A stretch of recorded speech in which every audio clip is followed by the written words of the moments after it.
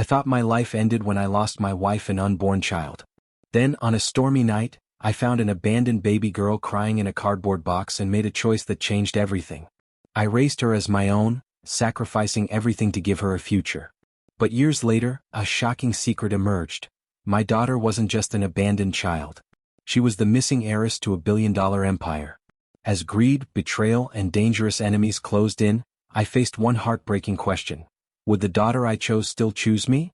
2 years had passed since the night I lost my wife, Vanessa. People said time healed everything. They lied. Every morning I woke up alone. Every night I stared at the empty side of the bed where she used to sleep. The nursery we had prepared for our unborn child remained untouched. One rainy evening I left work later than usual. The storm was fierce. Thunder rolled across the sky as I hurried down the sidewalk. Then I heard it. A cry. At first I thought I imagined it. Then I heard it again. Baby. I stopped walking. Hello? I called. Only rain answered me. The crying continued. My heart began racing as I followed the sound into a narrow alley behind a closed restaurant. What the hell? Near a dumpster sat a cardboard box soaked by the rain. The crying came from inside. I rushed forward and opened it. A newborn baby girl stared up at me. Oh my God. She was wrapped in a wet blanket and shaking from the cold. I immediately took off my jacket and covered her. Hey, it's okay, I said softly. The baby grabbed my finger. Something inside me broke. Or maybe something started healing. I quickly called emergency services. 20 minutes later, I sat inside the police station holding the baby while officers searched for information. One officer shook his head. No identification. No note. I asked. Nothing. I looked down at the tiny girl sleeping against my chest. Someone just left her? I'm afraid so. Days passed. Then weeks. The police investigated every lead. Nothing. No parents. No relatives. No missing child report. It was as if she had appeared from nowhere. One afternoon, a social worker sat across from me. Mr. Carter, the baby will be placed into foster care. The words hit me harder than I expected. I looked at the sleeping child. When? Soon. I swallowed hard. That night, I sat alone in my apartment. The baby was temporarily staying with emergency caregivers. For hours, I stared at Vanessa's photograph. What would you do? I whispered. In my mind, I could almost hear her answer. Don't leave her alone. The next morning, I returned to the agency. The social worker looked surprised. I want to adopt her. Ethan, are you sure? No. She blinked. I continued. I'm not rich. I'm still grieving. I'm scared every second of every day. Then why do it? I smiled sadly. Because someone should choose her. Months later, the adoption became official. I held her in my arms and smiled for the first time in years. I don't know who left you, I whispered while holding her tiny hand. But I won't. The baby giggled. I laughed through tears. Lily. The name felt right. My little Lily. A few days later, my friend Mark visited. He looked around my apartment and frowned. You're serious about this? Yes. Ethan, you're barely surviving yourself. I know. You can barely pay your bills. I know. Mark sighed. This is crazy. Maybe it was. But that night, Lily fell asleep on my chest. For the first time since Vanessa died, the silence no longer felt empty. As I tucked away the few belongings found with Lily, I noticed a small silver bracelet hidden inside the old blanket. I had no idea that tiny piece of jewelry would one day change both our lives forever. 5 years passed faster than I ever imagined. Daddy, you're too slow. Lily shouted as she ran across the park. I laughed and chased after her. Slow? I'm letting you win. That's because you're old. I'm 35. That's old. Her giggle filled the air. Moments like that made every struggle worth it. Money was always tight. I worked mornings at a warehouse and evenings doing delivery jobs. Some nights I came home exhausted. Still, Lily never complained. One evening she handed me a drawing. Look, Daddy. I smiled. It showed a small house with 2 stick figures. Who's this? That's you. And this? Me. I pointed at the empty space beside us. No mommy? Lily shook her head. We already have enough love. Her answer nearly made me cry. A week later, Mark invited me to lunch. As soon as I sat down, he grinned. I've got good news. What kind of news? A business opportunity. I frowned. Mark, I don't have money to gamble. This isn't gambling. Then what is it? A guaranteed investment. I leaned back. You sound like a salesman. He laughed. Ethan, we've been friends for years. I nodded. You trust me, right? The question should have worried me. Instead, I answered honestly. Of course. Mark slid papers across the table. Put in your savings now. In 6 months you'll double it. I hesitated. Are you sure? I already invested myself. That convinced me.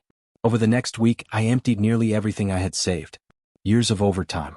Years of sacrifice. All of it went into the business. Then everything collapsed. 3 months later, the company disappeared. The office was empty. The phone numbers stopped working. The website vanished. I confronted Mark immediately. What happened? I don't know. You told me it was safe. It should have been. Should have been? He looked away. Something felt wrong. Very wrong. Later, I discovered documents showing Mark received payments before the company collapsed. When I called him again, he ignored me. The betrayal hurt more than losing the money. That same week, Lily asked a question that caught me completely off guard. We were eating dinner when she looked up from her plate. Daddy? Yes. Did another mommy have me first? My fork froze. What made you ask that?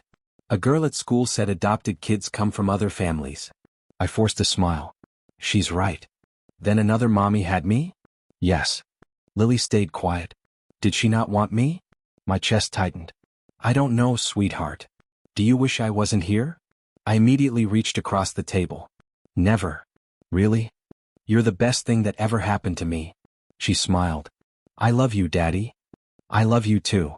That night, after Lily fell asleep, I searched through old adoption papers. I wanted answers. While sorting through the documents, I found the silver bracelet again. I held it under the lamp. The engraving looked expensive. Elegant. Almost royal. I turned it over several times. What are you hiding? I whispered. For the first time, I wondered if Lily's story was far bigger than an abandoned baby left in the rain. And somehow I felt the bracelet held the first clue. The silver bracelet stayed on my mind for days. Finally, I searched online and found the name of a retired detective who had handled abandoned child cases for years. Detective Noah Bennett. I called him immediately. Mr. Bennett? Speaking. My name is Ethan Carter. I think I found something connected to an old case. There was a pause. What kind of something? A bracelet. Bring it to my office. The next afternoon, I sat across from him. Noah looked tired but sharp. Gray hair covered his head and his eyes missed nothing. I handed him the bracelet. The moment he saw it, his expression changed. He grabbed it carefully. Where did you get this? His reaction surprised me. It was with my adopted daughter. Adopted? Yes. Noah stared at the engraving. Then he whispered something under his breath. What is it? I asked. He looked directly at me. This bracelet resembles jewelry owned by the Whitmore family. The billionaire family? Yes. I frowned. What does that have to do with Lily? Noah leaned back. 8 years ago, the Whitmores suffered a tragedy. What happened? Their infant granddaughter disappeared. I felt my stomach tighten. Disappeared how? A kidnapping attempt. And they never found her? No. The room suddenly felt smaller. You think Lily could be connected? I don't know yet.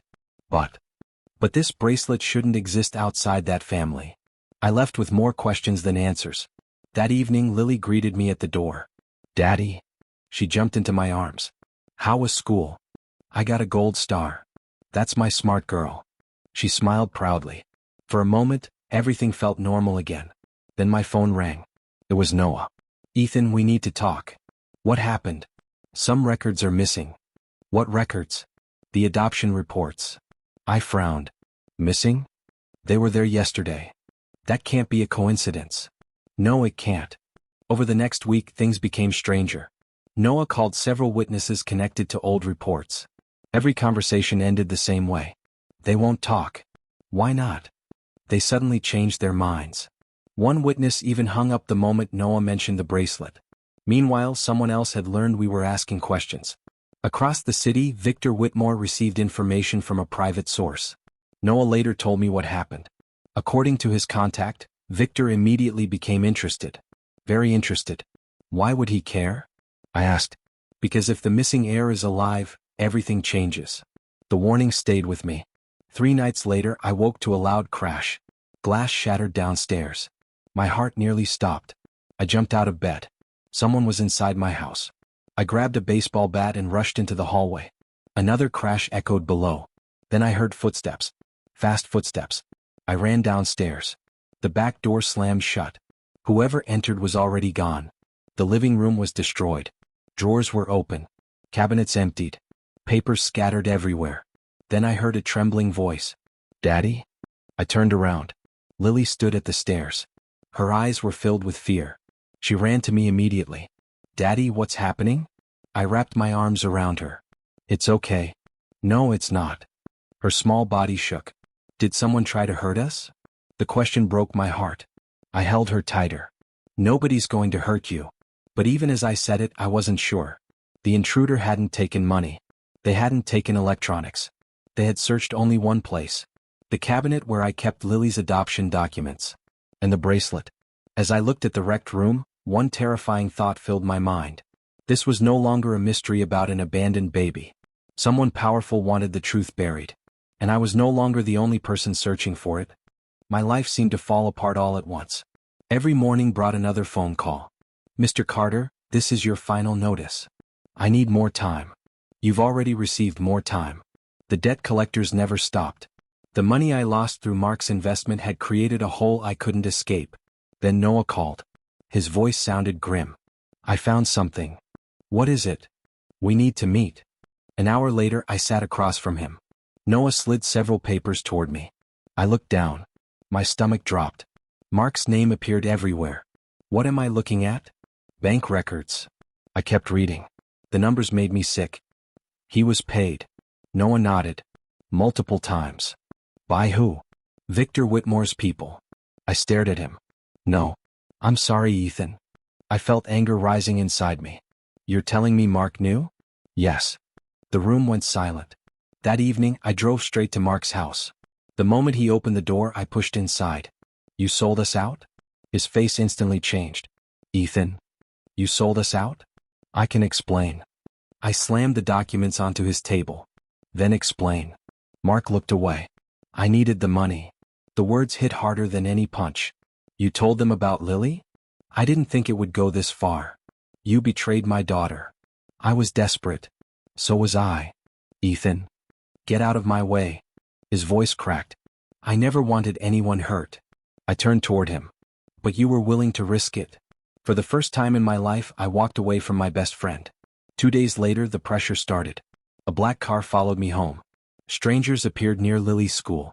Then I received a phone call. A calm voice spoke. "Stop asking questions." "Who is this?" "Give us the bracelet." I gripped the phone tighter. "No. You are making a mistake." The line disconnected. That night there was a knock on my door. I opened it carefully. Sarah stood outside. Mark's wife. "Can I come in?" I nodded. The moment she entered, she looked ashamed. "I found out what Mark did." "I'm sorry." "So am I." She handed me a folder. "What's this?" "Proof." I opened it slowly. Inside were emails and payment records. My eyes widened. "How did you get these?" "He left them on his computer." I looked at her. "Why help me?" Sarah's expression hardened. "I can't let Lily suffer because of Mark's greed." For the first time in weeks, I felt hope. The next morning, Sarah joined Noah and me. Later, Noah introduced me to a woman named Emma Whitmore. "I'm here to help," she said. "Why?" "Because I've worked for Grace Whitmore for years."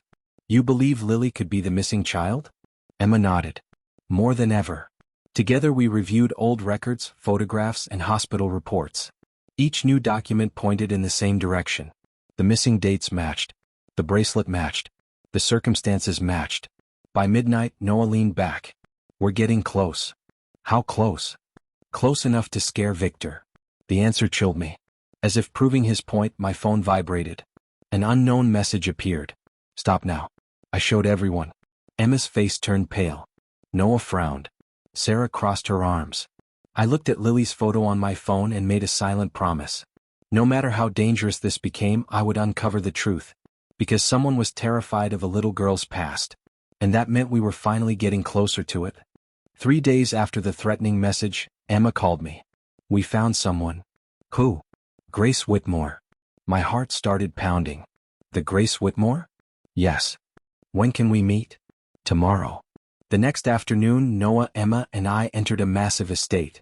I had never seen anything like it. A woman with silver hair sat quietly in a large room. Her eyes looked tired. Set. Emma stepped forward.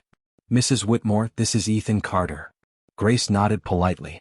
Then I placed the bracelet on the table. Everything changed. Her hand began shaking. No. She picked it up carefully. Tears immediately filled her eyes. My granddaughter. The room fell silent. I exchanged a glance with Noah. Grace stared at the bracelet for several seconds. I gave this to her the day she was born. My throat tightened. You recognize it? I would recognize it anywhere. She looked at me. Where did you find it? With my adopted daughter. The tears running down her face became impossible to ignore. After all these years. For the first time, I saw genuine hope in her eyes. The following week felt endless. DNA testing was arranged immediately. Samples were collected. Documents were reviewed. Everyone waited. Especially me. One evening, Sarah found me sitting alone. You haven't slept. I know. You're worried. I laughed bitterly. That's an understatement. She sat beside me. What scares you most? The answer came instantly. What if she wants to stay with them? Sarah looked surprised. I mean it. Ethan. They have everything. They don't have you. I stared at the floor. They have money. You have love. Her words helped. But they didn't erase my fear. Days later, Lily noticed my mood. Daddy? Yeah. Did I do something wrong? I immediately shook my head. Never. Then why do you look sad? I forced a smile. I'm just thinking. She climbed onto my lap. You always tell me not to worry alone. I laughed softly. You're right. Before I could say more, my phone rang. It was Noah. His voice sounded serious. The results are back. Everything inside me froze. An hour later, we gathered in a conference room. Grace sat quietly. Emma stood beside her. Sarah squeezed my shoulder. Noah opened the report. The DNA match is confirmed. Nobody spoke. Then Grace covered her mouth. A sob escaped her. I looked down. The words blurred before my eyes. Lily Whitmore. Missing granddaughter. Sole surviving heir. The truth was finally undeniable. Lily was Grace Whitmore's long-lost granddaughter. The future owner of a billion-dollar empire. News exploded across the country within days. Television stations reported the story. Business reporters discussed the inheritance. Victor Whitmore's position began collapsing almost immediately. Questions surrounded his leadership. Investigations followed. But none of that mattered to me. That evening, Lily sat beside me on the couch. She looked unusually quiet. Daddy? Yes. She hesitated. Then she asked the question I feared most. Daddy, are you still my daddy? My vision blurred instantly. I pulled her into my arms. Look at me. She did. Nothing in this world could stop me from being your daddy. Not even the billionaire family? Not even them. Promise. I kissed her forehead. I promise. Lily smiled and hugged me tightly. But as I held her close, another fear entered my heart. The truth had finally been revealed. Now I had to find out whether love was strong enough to survive it. The weeks after Lily's identity became public were chaotic. Reporters chased stories. Lawyers filled conference rooms. Questions came from every direction. Then Grace introduced me to a man named Daniel Brooks. I've heard a lot about you, Daniel said. I wish it were under better circumstances.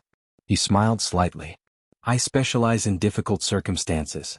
I quickly learned why. Daniel spent days reviewing Whitmore Company records. One afternoon, he called an emergency meeting. You need to see this. I arrived with Noah, Emma, and Grace. Daniel spread dozens of documents across a table. What am I looking at? Fraud. Grace's expression darkened. How much? Daniel exhaled slowly. Years of it. The room went silent. He pointed at several transactions. Money moved through fake companies. Who approved it? I asked. Daniel met my eyes. Victor. Nobody seemed surprised. What happens now? Emma asked. Daniel closed the folder. Now we expose everything. The fallout happened fast. Authorities launched investigations. Auditors reviewed financial records. Former employees started talking. Every day brought new revelations. Victor fought desperately. He denied everything publicly. He blamed others. He threatened lawsuits. Nothing worked. One morning, Grace called me. It's over. What is? Victor resigned. I sat down heavily. Really? His board removed him. A week later, more charges followed. His reputation collapsed. His influence disappeared. The empire he tried to control slipped through his fingers. For the first time, I believed justice was real. Then karma reached someone else. Mark. Sarah eventually left him. The money he received vanished. His investments failed. Friends stopped answering his calls. The same greed that had driven him to betray us destroyed everything he valued. One rainy evening, there was a knock on my door. I opened it. Mark stood there. He looked exhausted, older, defeated. For several seconds, neither of us spoke. Finally, he broke the silence. I was your friend. I stared at him. No. His shoulders sagged. Ethan.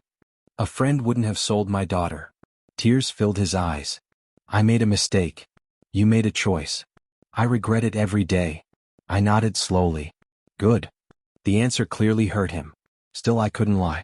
Some wounds never fully healed. Eventually he left. Neither of us expected another conversation. A few days later, Grace invited me to dinner. After the meal, she handed me a folder. What is this? Something I owe you. I opened it. The numbers inside were unbelievable. Grace. You saved my granddaughter. I didn't save her for this. The offer included houses, investments, and enough money to change my life forever. She pushed the folder closer. You deserve it. I gently pushed it back. I didn't raise Lily for money. Grace looked genuinely shocked. Most people would have accepted immediately. I didn't. Lily gave my life purpose. I smiled. That's worth more than any fortune. For several moments, Grace simply stared at me. Then her eyes softened. I finally understand why she loves you so much. The conversation ended with something I never expected. Respect. Not because I uncovered the truth. Not because I defeated Victor. But because when unimaginable wealth stood before me, I chose the same thing I had chosen years ago. Lily. And somehow, that choice turned out to be the most valuable one of all. Several months passed. Life finally slowed down. At least a little. Despite becoming the heir to a fortune most people could only dream about, Lily remained exactly the same. She still left toys in the hallway. She still asked for extra pancakes. She still ran into my arms whenever I came home. One afternoon, Grace laughed while watching Lily chase Bubbles across the yard. She hasn't changed at all. I smiled. That's because she's still Lily. Grace nodded. And thank goodness for that. Over time, Grace became more than Lily's grandmother. She became family. We shared dinners together. Celebrated birthdays together. Built memories together. Nobody tried replacing anyone. There was room for all of us. One evening, Lily entered the living room carrying something behind her back. Daddy. What are you hiding? She grinned. Close your eyes. I obeyed. A few seconds later, she spoke again. Okay. When I opened my eyes, she handed me a framed photograph. The moment I saw it, my throat tightened. It was the adoption photo. The day I officially became her father. I stared at it silently. Lily pointed at the picture. You saved me.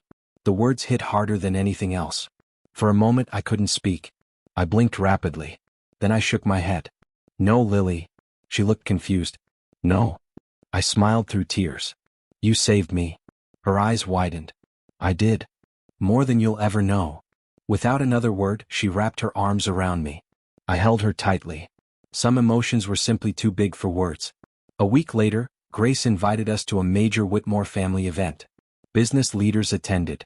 Reporters attended. Important guests filled the enormous ballroom. I felt completely out of place. Lily noticed immediately. Nervous? A little.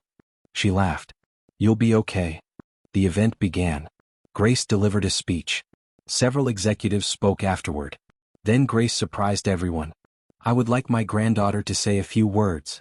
The room applauded politely. Lily walked confidently onto the stage. I expected a short thank you speech. Instead, she looked directly at me. The entire room followed her gaze. Then she spoke. When people talk about me, they always mention money. The audience listened quietly. They talk about being an heiress. She paused. They talk about my future. I felt my heart pounding. But I want to talk about my dad. The room instantly fell silent. Lily smiled at me. When nobody wanted me, he did. My eyes filled with tears. When I was scared, he protected me. Several guests wiped their eyes. When I had questions, he answered them. Her voice grew stronger. And when I found out who I really was, he never stopped loving me. I could barely breathe. Lily pointed directly at me. That man is my father. Nobody moved. Nobody spoke. For one long moment, the room remained completely silent. Then applause exploded everywhere. People stood. Some cheered. Others cried. I simply sat there, overwhelmed. At that moment, I finally understood something important. Justice had never been about revenge. It had never been about defeating Victor. It had never been about wealth. It was about protecting the people I loved. That was all that mattered. As the applause continued, Lily ran back to me. I hugged her tightly.